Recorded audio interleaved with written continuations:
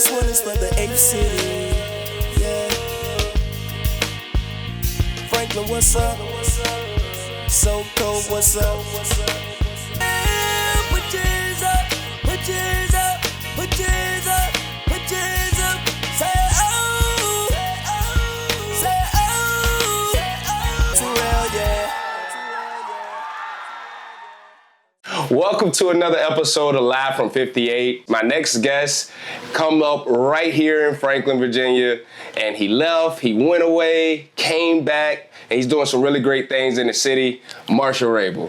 Hey man, how you doing, I man? appreciate it. Thanks for having me. Really excited to be sitting here on 58. Yes, sir. Yes, sir, man. I'm looking forward to getting into this interview today. You have done a lot. You've been around the world and back again, back to Franklin.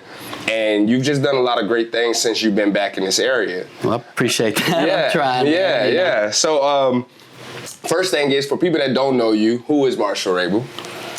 Well, nice to meet y'all. I'm Marshall, and I grew up in Franklin, like you said. Some of y'all may know my family. My grandfather, Fred Rabil, started Fred's.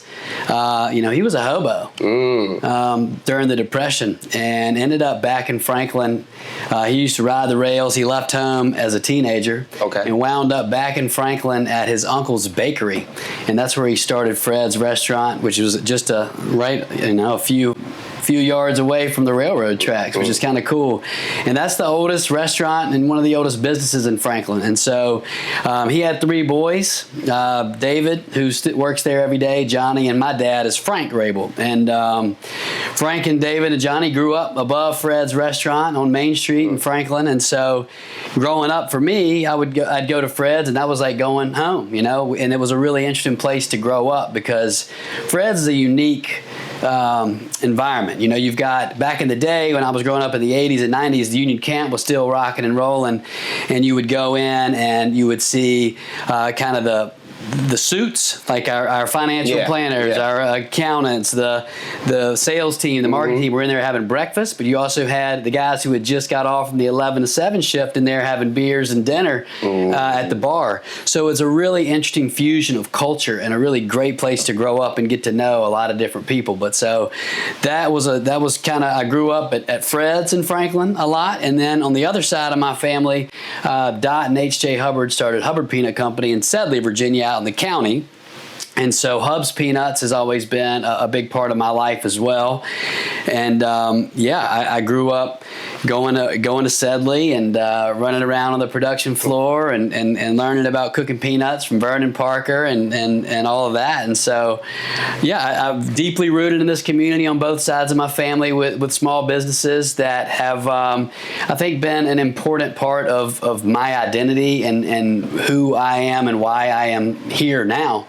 Obviously, there's a lot out there in the world, but Franklin is a special place to me. I'm deeply rooted here and wanted to come back here after experiencing other parts of the world, other cultures, and just happy to be here with my family now and trying to work at Hub's and Fred's and Franklin and whatever is going on around town, Man, I think that's so awesome. Like growing up in Fred's, and meanwhile, Fred's is still one of the best restaurants in Franklin, if I may say so. But just growing up in Fred's, and you talk about seeing like the 11 to 7 IP workers, and then you got the city leaders, and they're in there as well. And I think it's still like that to this day, where you can see a mixed group of people right there at Fred's, because Fred's is like everybody's kitchen here, I feel like. Right. It is a fusion of culture. And it's great. White, black, everything. Yeah, everything. It's go to Fred's and you're going to get a good meal. You're going to get some good conversations, some fried good fish on Saturday morning. That's still what's up. Yeah. I went to boarding school, a little school called Woodbury Forest School, about 45 minutes northwest of Charlottesville. It's an all-boys school. We went to school 6 days a week, had Saturday classes, Friday night study hall. But it was really a great opportunity for me. At the time, I liked playing tennis a lot, and Woodbury gave me an opportunity to get outside of Franklin and Southampton County and exposed me academically to a lot of other people and ideas and thoughts. I was at Southampton Academy before. Woodbury was a really a great opportunity and a blessing for me. And so I left at 15 really, and then after Woodbury I went to college. I went to a school called Swanee, which is the University of the South between Chattanooga and Nashville, up on the Cumberland Plateau. Beautiful liberal arts school, and it's on 15,000 acres of land. It's one of the largest campuses in the country, and that's where I kind of found my religion of nature and connecting with just the landscapes and the hikes and the waterfalls, the caves, all of those things that were on campus. I was able to explore, beautiful, and get away and just found some serenity in nature there, which was really impactful. And then, when I was at Woodbury, I also had the opportunity to study Japanese. And when I was a sophomore, after my sophomore year, I went to Japan and stayed with a family there and was studying the language. And when I studied for 4 years and became relatively proficient in the language.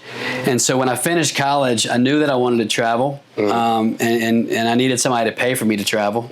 So education was my outlet. And I applied for a job through the Ministry of Education with the Japanese government, and I was at Swanee, which wasn't too far from Atlanta. So I went down to Atlanta, and I went to the Japanese embassy and had a panel interview, and kind of talked about why I thought I would be a good fit as kind of an ambassador of the United States in this small town and it's in Japan.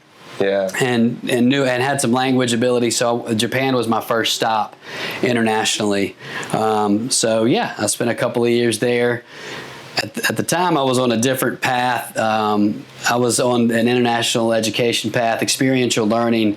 I'd studied in Costa Rica for a summer when I was at Swanee, studied a class called Political Economy of Sustainable Development. This is before the word sustainable was in our vernacular and everyday conversation.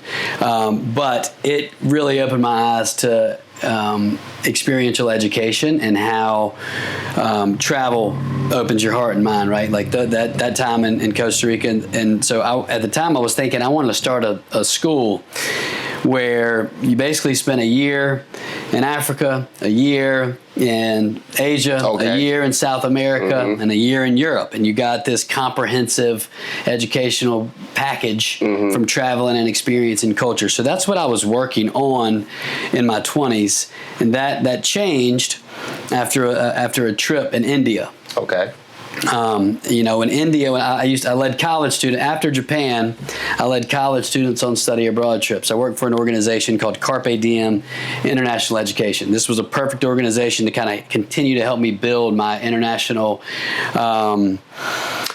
mindset and pretty much path that you did at that time. That school was pretty much opening you up. That school was doing semester trips for gap year students. So it was kind of doing a similar thing. And I had one of my teachers from Woodbury that I talked to after college. He was like, go find an organization that does something like you're talking about before starting your own thing. Get some experience. So you can see it, and that was great advice. And I did. And one of my first semesters leading students was to India. And there you're doing comparative religion courses.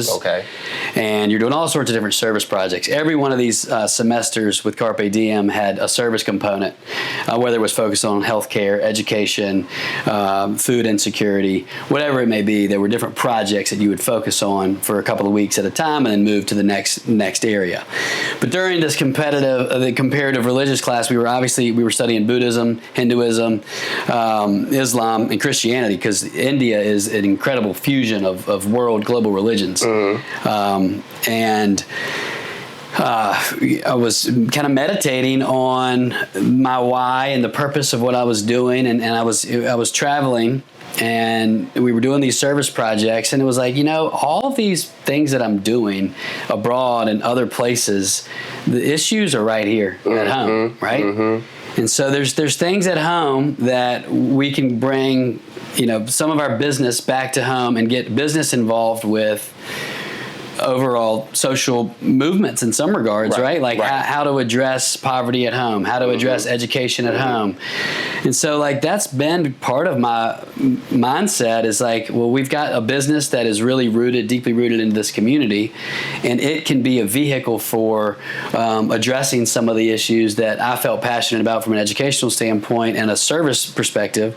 And I think that's kind of what I've been trying to work towards here. Now it's obviously all of it's a work in progress, but I see the relation and it's starting to make sense, and some of the dots are getting connected through Hubs and our partnerships with the food bank and other organizations around town. So I know I'm rambling, but it's kind of a circuitous path back to Franklin, but it's all rooted here. And my why is because this is home and this is where I'm from, and so. Yeah. But anyway, yeah. So you got a son that's about to go to the same college that you went to, and he actually went to Woodbury as well. Okay. That was always kind of part of the plan. Like we it was such a good experience for me and such an opportunity, and we were able to do that for him. And I didn't think that he was going to be going to Swanee to college, but it turns out he applied to schools all over the country, and that ended up being probably the best option for him. It's really not. I mean, they're small classes, so the teachers know your name. They expect you to be in class. It's a rigorous academic track, so you've got to work. And but it's a work hard, play hard place. We have fun too. Yeah. But it's I'm excited for him. I did not think that he was going to be on that path, but he grew up in Nashville, Tennessee, and so he's actually going to be closer to home. And my in-laws there, which is exciting. Yeah, that's nice. Yeah. That's nice. I know it's exciting for you too. To see your son come up and man, and he's making his own choices, and that's a great thing.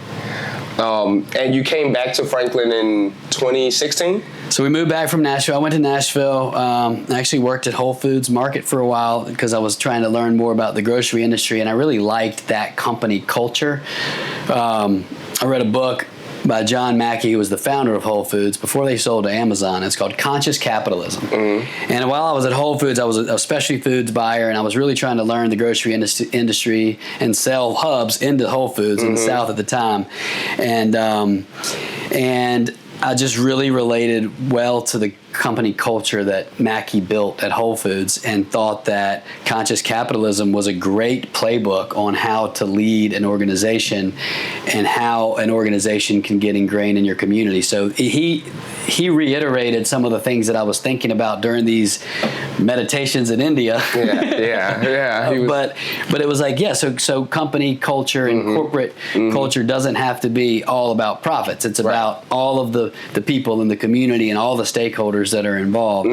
And so I was working at Whole Foods, but there was an opportunity. I'd always wanted to come back to Franklin, and we didn't have anybody in sales or marketing. And so I kind of pitched a position to my family about coming back to work, and they were open to it. I'd done plenty of work at Hubs in the season before. I'd gone through working on the production line, working in the kitchen, working on the phones, doing customer service. I'd worked at trade shows. So I had been involved at Hubs as well on a more seasonal level. And but you were kind of thinking to yourself, like, what are we missing though? What's missing? What are some opportunities that I can do? What can I? Where do I take my passion and myself and bring it back into the business and into the community? And so kind of pitched an idea that revolved around sales strategies and some marketing initiatives about 10 years ago.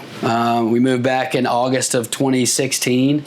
So I'm going on 9 years back in Franklin. It's crazy how quickly time has gone by, but it's been nice to see some of these initiatives take root and to begin to take off, and a lot's happened in our business in this community since 2016 as well. So what was it like when you first, I would say, the first time you were able to sell Hubs to Whole Foods? Like, what was that moment like?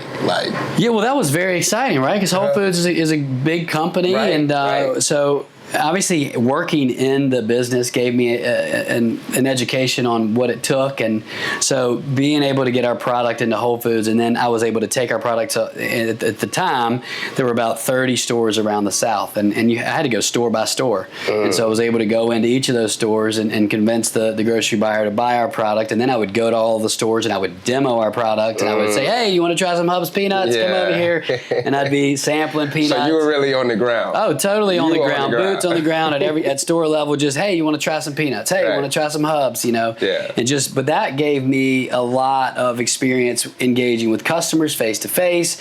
What do they like about our product? How do they comment? Yeah. What did they about our packaging? All sorts. I got all sorts of intel, and that was really very important for me to learn how people perceived our product. We've always had a good, strong brand, but I hadn't had that kind of boots on the ground interaction with customers before at that level as I did when I was kind of doing that tour around the Southeast at Whole Foods. Yeah. So before you started doing that, was Hubs already going out to different states and things like that? Yeah, well, so we're primarily a direct consumer brand. Since Dot&HJ started this business as a mail order business, and we're a gift for a lot of people. And so, and we've always had small mom and pop wholesale accounts that would sell our stores. There was a conscious effort to try to grow some of our grocery presence to decrease the seasonality of our business. So we could cook year round. And, and grocery stores. Or small regional stores was a target for us, and that was my first job, was to try to grow our presence. And so I was working with some accounts like Natural Grocers that were all west of the Mississippi, or Zupans in Portland, Oregon, expanding our presence at Central Market in Texas, and so I was trying to grow our wholesale, but we definitely had a presence in a lot of markets around the country, and shipped to every state, and had shipped. I just was trying to increase that presence in markets where we didn't have, a lot of support west of the Mississippi, really. Yeah. So that's one of those things, man. Me and my family we went to Gatlinburg for spring break. Nice. And we had fun, and we were coming home, and we stopped at a rest stop, and my wife was like, hey, look. And Hubbard Peanuts were on the shelves this was in Tennessee. Okay. And we were just like, oh man, that's so dope, and check the package, and it's like, oh, this is Franklin. this is big. So I think that's so dope, man, that you are a part of a company that's so well known around the world. Well, I mean, we're a very small company, but I do feel a lot of pride in the fact that I think that our product represents home really well, and I think it represents the Commonwealth of Virginia really well. I mean, I think, and I talk about this all the time, what we're doing here, whether it's Hubs or Belmont or Ferides and Parker's, what we do here is we are to peanuts as Napa Valley is to wine. We're just not quite as sexy as Napa is with wine, but we are literally the best. We have the best peanuts right here in Virginia, North Carolina, South Carolina, this VC region. We grow peanuts better than any region in the world for the cocktail peanuts. You could argue what region has better oysters or hams or wine or the other things that Virginia's famous for, but it is inarguable. You say it's no competition. Who's rocking the peanut game. It's no competition. So we've got peanuts on lock here, and we always have, But it was Amadeo Obasi who came down to start growing peanuts and working with the Birdsongs in Southampton County and then in Suffolk. But Dot&HJ took it to another level with the blister fried cooking and the specialty packaging.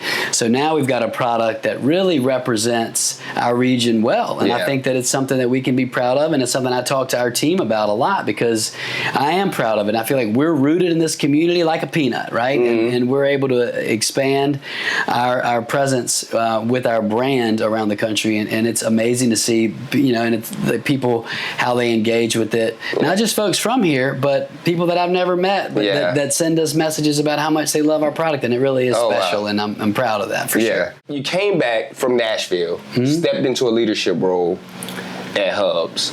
Was that part of coming back? Did you already know you were going to be stepping into that leadership role? Well, my mom is still the CEO of the company for sure. From a very young age, I'd always thought about Hubbard Peanut Company. It always been a part of my soul and something that I thought made a lot of sense for me.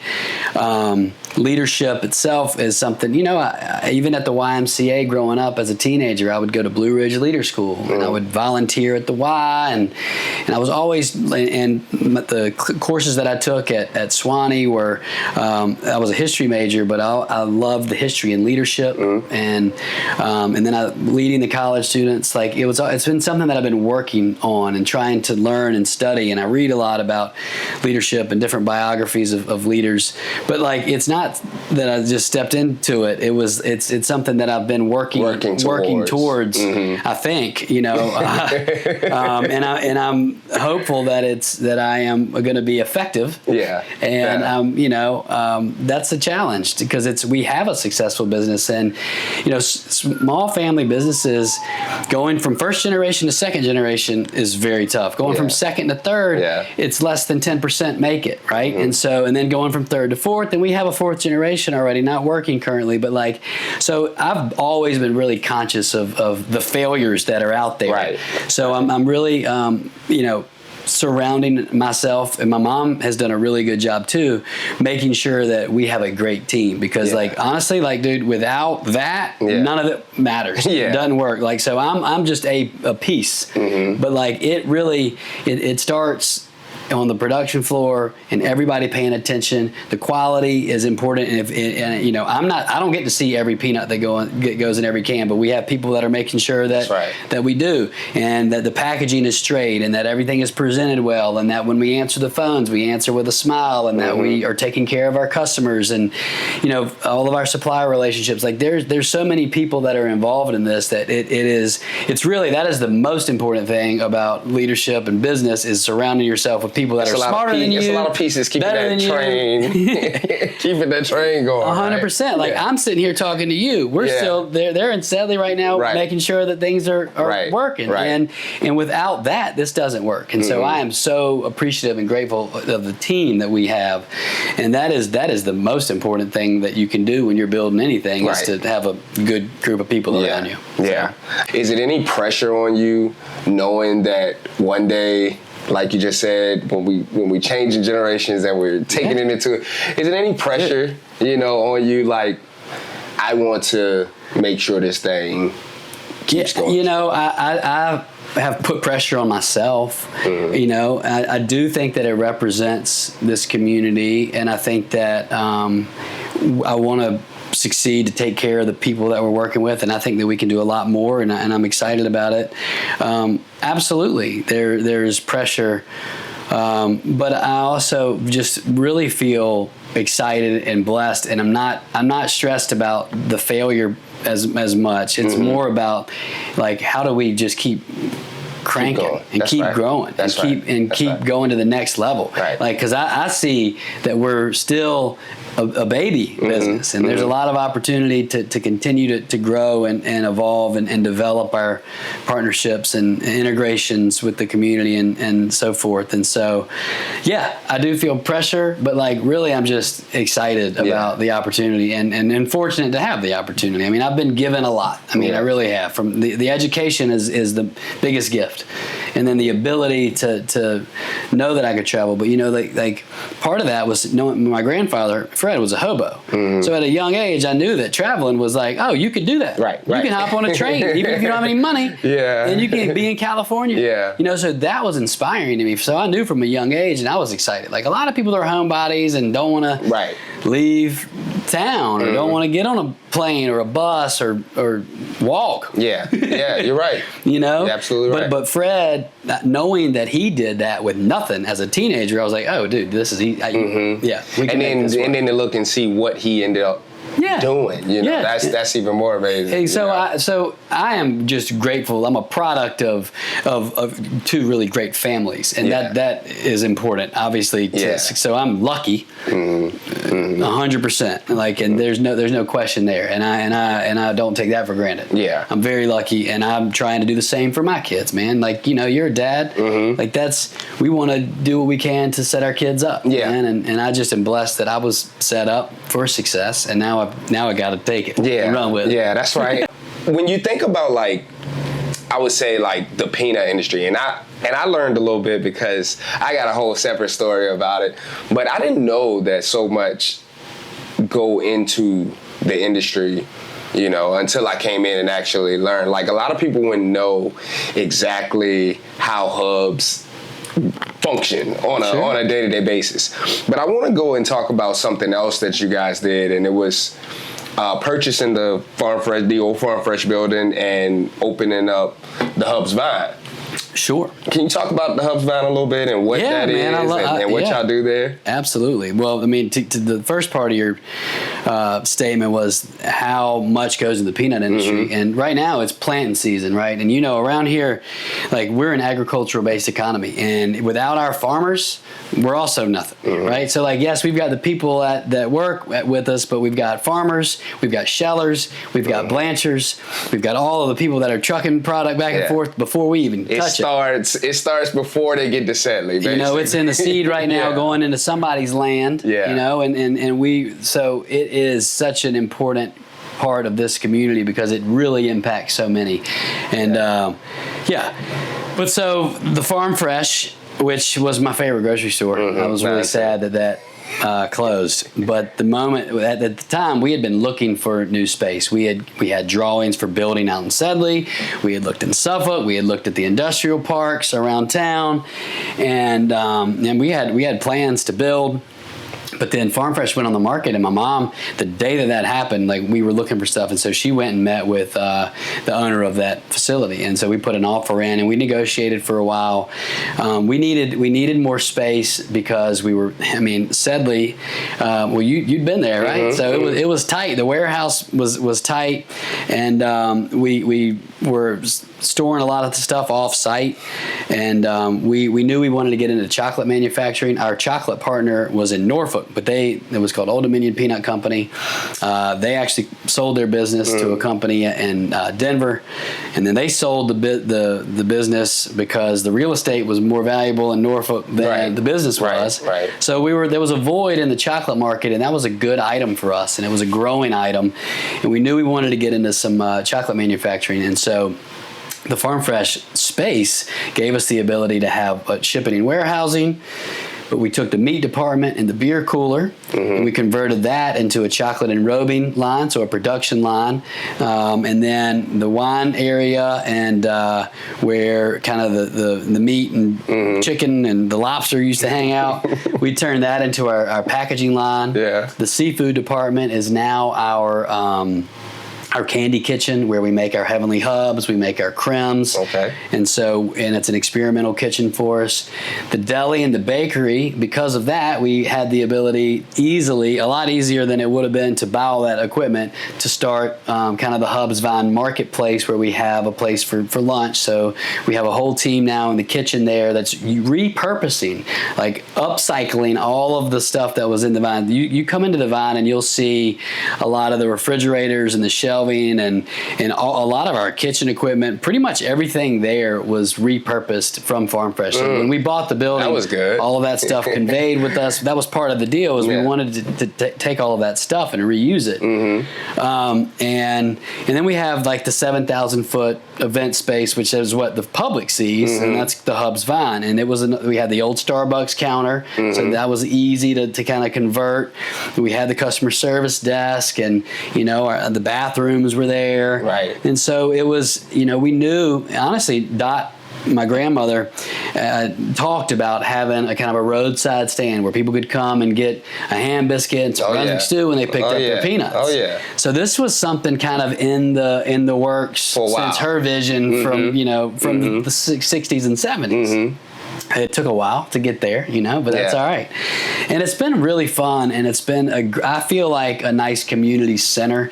It's right there. We got a big parking lot. We've been able to have some great events there. Mm-hmm. We've hosted the annual chamber dinner.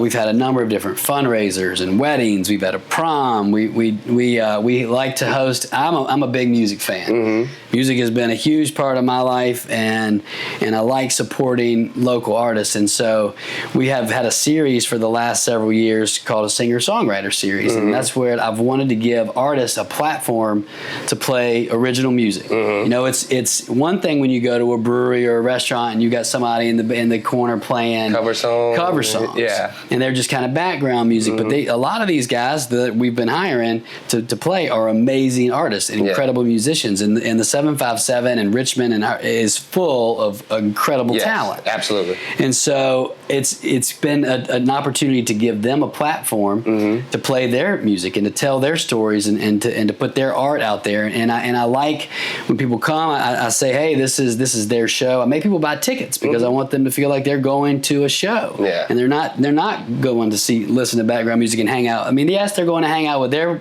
friends. Yeah. But do so quietly and respectful. This guy's playing music and telling his story. And so it's been a fun platform for artists. And we've gotten a lot of great feedback from the artists that have come and played.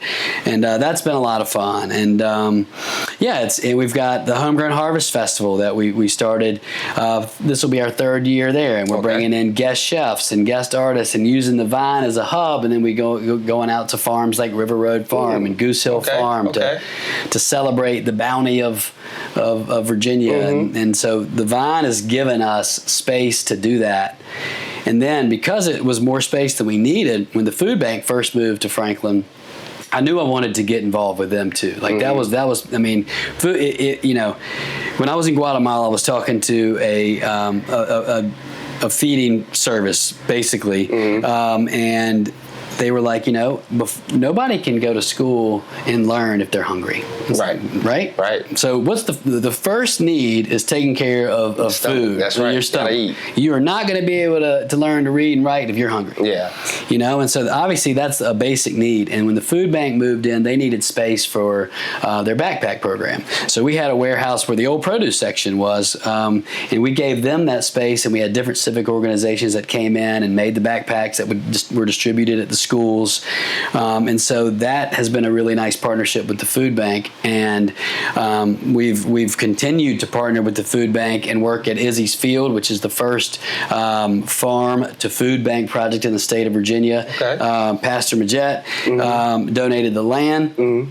And the food bank and Elisha Barnes, who's our farmer for the single origin peanuts, that's been really well received, grows and shocks the peanuts there, and then and every can of those peanuts we give 2 meals to the food bank too. So we're continuing to integrate the food bank into some of these community initiatives. But the Vine gave us that space to be able to expand that partnership with them and to build that relationship. So that's been really meaningful and impactful for me too, and and I'm glad you were able to just elaborate on all the things that go on inside the Vine, because that's one of the biggest things. I don't think people really understand all that's happening at the Vine. Like I've had conversations with people since I've been back. I've only been back for 2 years now, but since I've been back and I've been at the Vine a few times now. I won my grant there last year, so congratulations! Thank you. We had the startup award ceremony there, and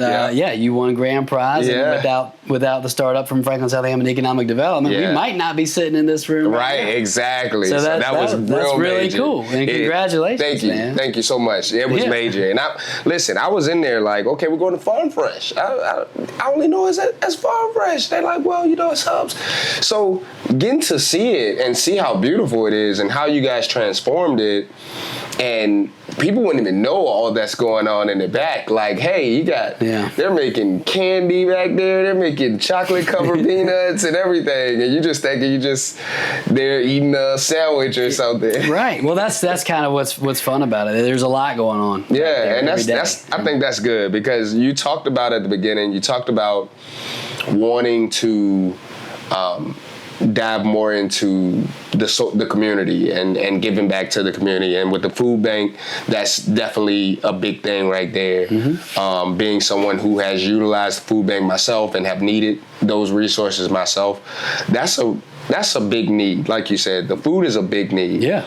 And I think it's so good that Hubs is partnering with so many different people to help combat hunger, So kudos to Hubs for that. Well, and the reality of that is it's when one of our biggest investors in this community is the food bank. That's a sad thing. I mean, for real. Like that's because we have a population in need. Yeah, 100%. Like we have one of the most unhealthiest. We have one of the unhealthiest populations in the state of Virginia. Look at the poverty levels in Franklin. The education. Everybody knows what's going on at both schools. Yeah, we're watching that. Right. Yeah. And so we've got to address this stuff. And so obviously, like the food piece is critical, but then there's so many other things that there's a lot of work to do. Yeah, it's and a lot of work. This is such a huge project. And it's a microcosm of issues all over the world, and all of But I feel like, we got 20,000 people in Franklin, Southampton County. Right? You got 8,000 in Franklin, 13,000 in the county. That's a manageable population, right? There's 20,000 people. We should be able to take care of this population. Take care of our own. We're worried about everything going on all over the world, and that's kind of where my mind was at one point. But there are companies that have more employees than we have residents. That's right. That is so true. Right? So we should be able to figure this community out. Yeah. And one of my biggest frustrations is Franklin and Southampton seeing themselves as different. Yeah. Can you explain to me how you can live in Southampton County and not be part of Franklin? We address that almost every episode here. That's why we sit here on 58 right smack dab in the middle, because it's like we got to use the same resources, the same Walmart, the same... and we're spending money on now this is a rabbit hole that I don't know about going down, but we're spending money on 2 school systems and on 2 governments, on 2 everythings. Yeah, it's not needed. And none of them are doing that well. Yeah, it's not needed. Should we just focus and spend on one and make it better? Oh man. I mean, you would think that would listen. So that's a big topic of discussion. Yeah. But really, it's about why are we seeing ourselves as different? That's different. I mean, you can't live in Franklin and not enjoy. Well, you could live in Franklin, but you're not going to enjoy this region if you don't come to Southampton County and appreciate the rivers that come through. Right. I mean, that's our greatest resource from a recreational standpoint, I think. And the reality is, Franklin is Southampton County. Whether you take the little marker off the 8-mile radius that Franklin decided to take out, it's still part of Southampton County. Yeah, and so we have got to work together. Yeah, and I'm more. I work regionally a lot, but I understand that Virginia Beach and Portsmouth and Hampton and Chesapeake have trouble working together. But man, we've got to figure this out. Franklin and Southampton have got to be able to work together. Right. And that's the biggest challenge. And that's been one of the biggest frustrations about being here, but it's also an opportunity. And I think that there's been more conversation. Obviously, you talk about this at every show. Well, that's where it starts. It has to start with acknowledging a problem.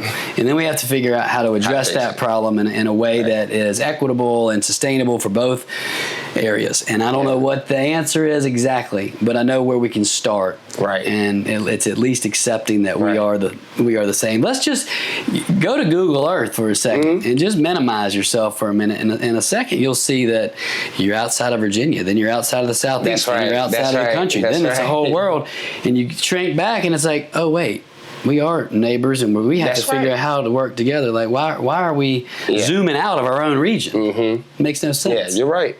You're right, and I think that you just made a major point about the fact that we need each other. Like, we need each other in order to make things happen. Yeah. But and another thing is.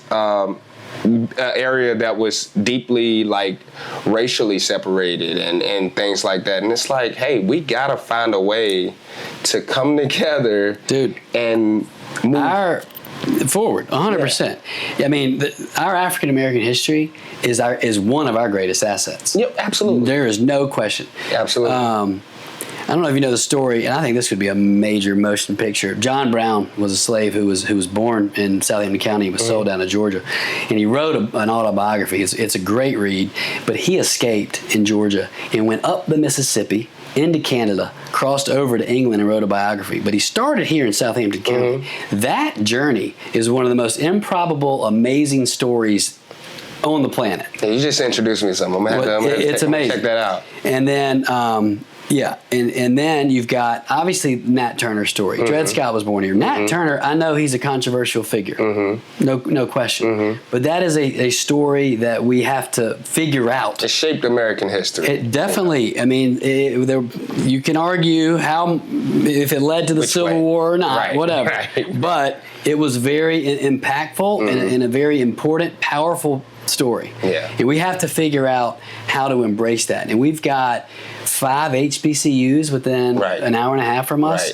Right. We should bring them here and we should tell these stories. The Southampton County Historical Museum they're in the process of working on developing these stories and this resource. It is a resource. And how do we tell the story in a way that brings people here and unites and not to divide. Right. You know, interestingly, when I did come back for a little stint for 2 years, and I taught geography and history and writing and coached at Southampton Academy,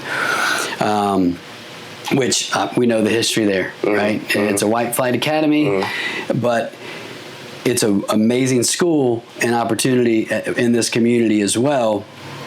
But we had, when I was teaching there, a symposium of descendants of Nat Turner and descendants of Rick Francis, and they came and they spoke, and it was the first time you had descendants of both sides come together and talk about this issue. And I think that was an important step, you know. And I think that's a lot that we can. There's a lot that we can continue to develop around our African American history, our Native American history, which is often forgotten. I mean, that is so rich. You go out into right here down. You go down the Cypress Swamp, and you start paddling into that swamp. You feel like a Cherokee, man. It's amazing. There's some really powerful. I grew up back there, so I know. Powerful energy in that Cypress Swamp. And those Tupelo trees, the oldest trees in the state of Virginia. We've got such rich history and culture that we can develop in a way that brings people together. And that's Franklin and Southampton having to collaborate on tourism and what that looks like, and using our history and using our rivers. And I think that's part of the answer. I know stuff is controversial, but it doesn't need to be. I mean, like we've got to get past some things, but you have to acknowledge them first. History is controversial. That's just what it is, and we just have to learn how to accept that, but educate ourselves, and move on. You know, we have to educate ourselves, though. That's right. Not educating ourselves is not going to make it not exist. You know what I mean? 100%. And you have to acknowledge it, and then and figure out a way to tell a story that we can learn from. Right. And that's one of the things that I'm trying to do, Marshall. It's one of those things where I'm trying to be a person who shines a light on the rich history of this area. You know, however that might look. That's been my mission since I was a little boy growing up here and not seeing a lot of opportunities in the entertainment industry and things like that. So I left too and went out and found myself and found a way to come back here. And now I'm working on how do I shine a light on this area and the people in this area, you know, because we have a lot of great people right here in Franklin, Southampton. Well, we're on the same mission, man. Yeah. You know, we did the same path, different upbringings, different journeys to get back to this seat right here today. But like ultimately, we're working on the same thing. I mean, that's exactly it. Like, how do we showcase what makes us a great community and a place to live and raise a family? You know, when this area, I would say, took a different turn for me in my life, it was during Floyd. Hurricane Floyd. Sure. With Franklin being underwater, you know, I was downtown as a young man working as a teenager with my grandfather, and we helped to repaint a lot of the buildings and stuff like that downtown at the time. Henry Graham, I don't know if you know Henry Graham. But anyway, we were down there, and you saw so much. You saw people coming together. Right. And that was something that we didn't see often, but this was a reason for the community to come together. And if somebody had a shirt, they would give that person a shirt, or they had food and just different things. At that point for me, that's when it was like, this is home. Yeah. And I want to give back to this area in whatever way I can, Thank you for that. Yeah. Thank you for the energy and effort. Yeah. And it's a tragedy. What is good that can come out of a tragedy is that right there. You see it, find a purpose in that. Yeah. That was a tough year, and the fact that Union Camp left us that year or sold. And we lost a lot of support, a lot of coaches, a lot of mentors, a lot of leaders left this community then. So there was it was a double-edged sword. You got hit with the flood and losing your most lucrative business. Yeah. So we're almost done. I got a couple more questions for you. I just want to know, what advice would you give to someone who have left and they're thinking about returning to their hometown, small hometown, to make a difference? Because a lot of people leave, but everybody don't come back. Sure. But there are people that think about it. What advice would you give that person? That's tough. Honestly, there was a business here, that I saw an opportunity to come back to, and not everybody has that, right? And so you have been an entrepreneur, and you're creative, and you're finding a path. You're pushing your own limits. You're pushing limits. You're trying. You're taking risks, and you're seeing a hole in our market that has created opportunities for you. You are more of an inspiration of that question than me. I had something to kind of work with already, 100%. But you can't be afraid to push limits, right? And to test yourself and to be entrepreneurial. Now, that's hard.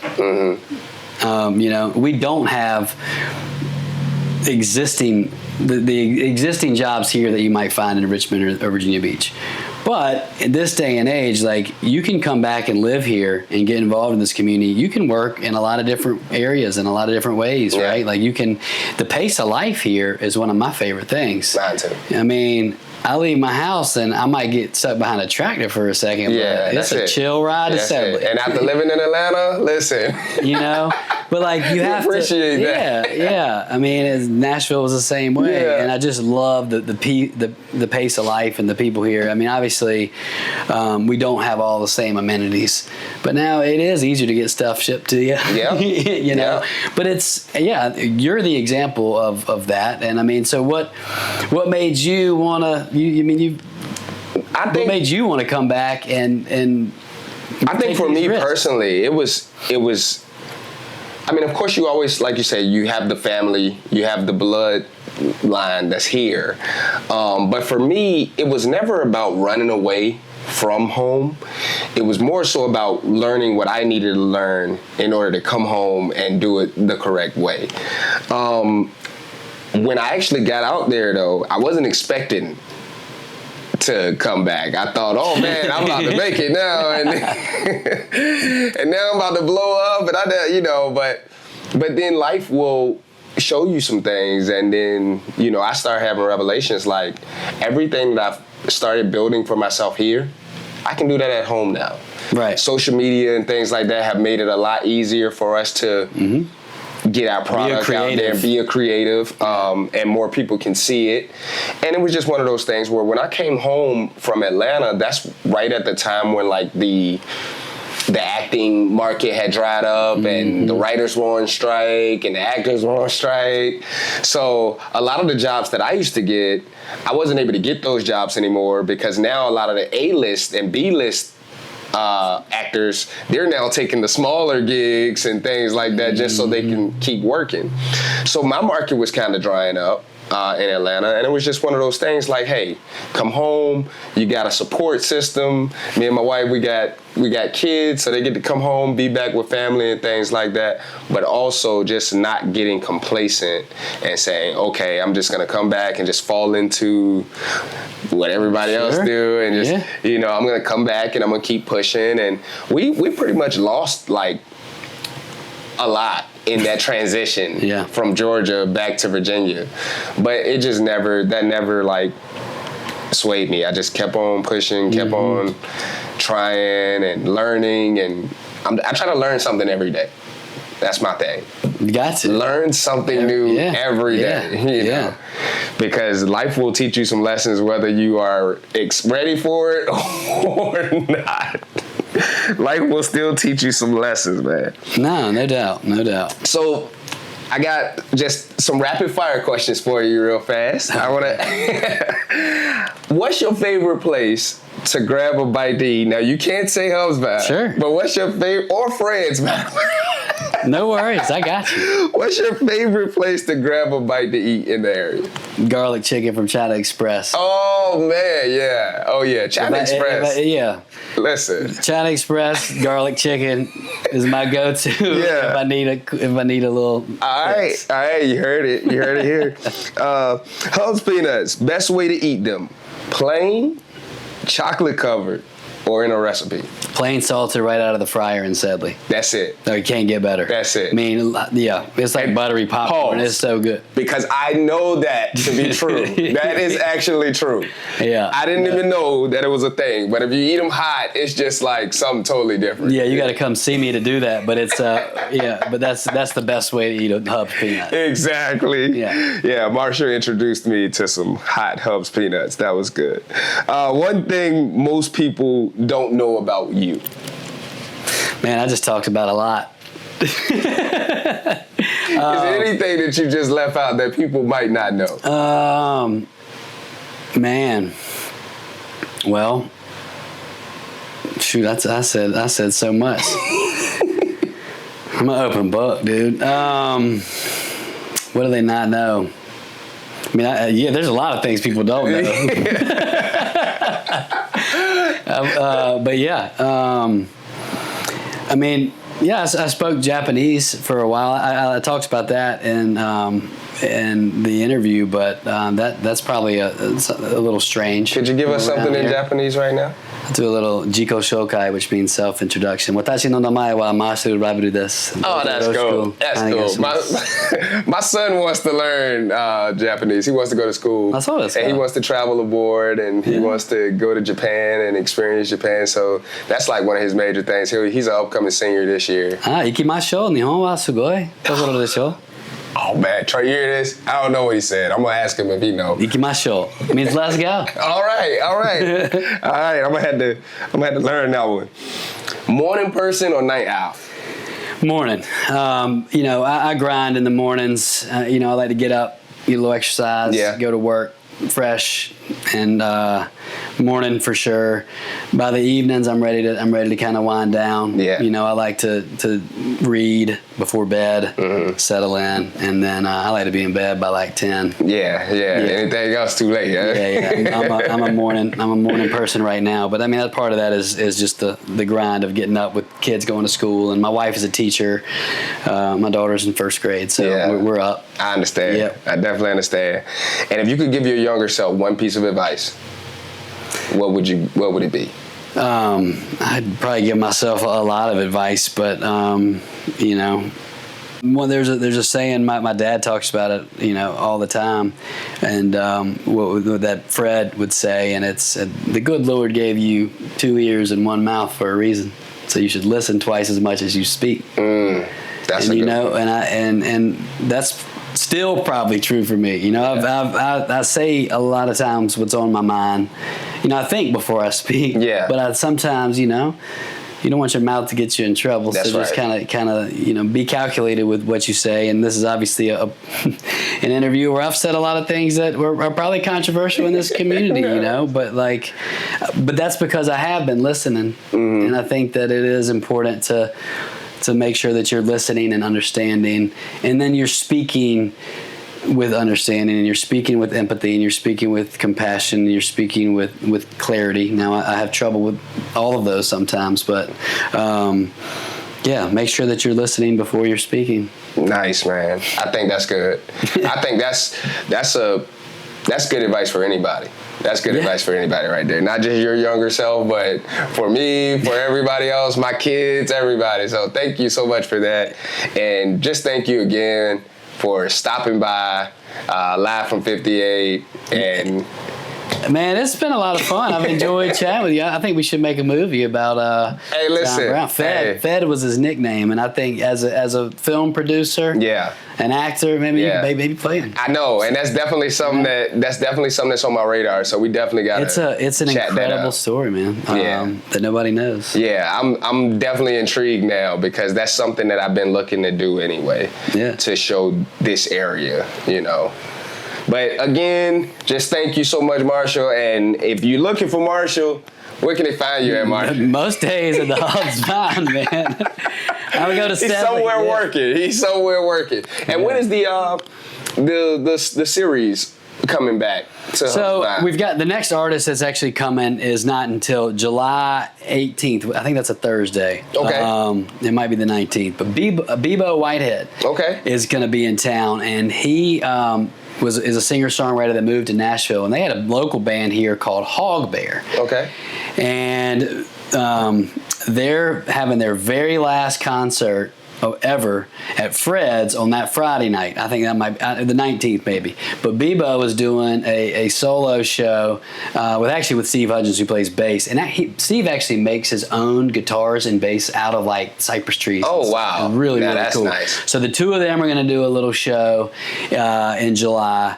And then I'll work on getting the series. We've had a lot going on, but I'll bring it back this fall hopefully. But that's exciting. Yeah, and we've got Homegrown Harvest coming up on the 3rd and 4th. We've got Common Ground is a bluegrass band that's going to play on Friday night.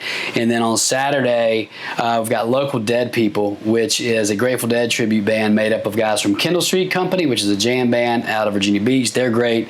And then Wenya is a band that I just signed. The lead singer, Thomas, went to Woodbury Forest, which is how I found out about them. Okay. But they're a great, they're gonna be a lot of fun. Yeah. And so that's going to be a good band out of Goose Hill Farm. So those are the next acts that I know we've got coming to town and will be worth checking out. Nice. That's good. Yeah. Well, you heard it here first. Make sure y'all keep up with everything that Mr. Marshall Rabil have going on in the HubSp. And until next time, this has been Live from 58. All We're right. out. Have a good one. Thank you. This one is for the Ape City. Yeah. Franklin, what's up? So cold, what's up?